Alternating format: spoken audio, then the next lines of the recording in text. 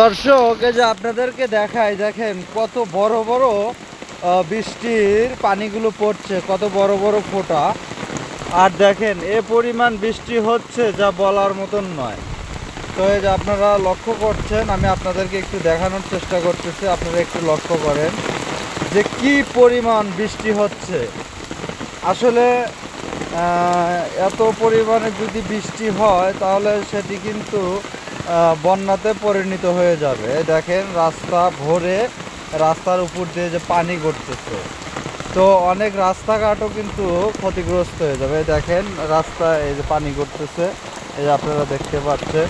তো এই যে খাল বিলগুলো কিন্তু এই যে পানিতে ভরে গেছে, এই যে আপনারা দেখতে পাচ্ছেন। তো সবাই দোয়া করবেন আল্লাহ যেন বৃষ্টিটা স্বাভাবিকভাবে নিয়ে আসে এবং বৃষ্টিটা যেন শেষ হয়ে যায়। ধন্যবাদ।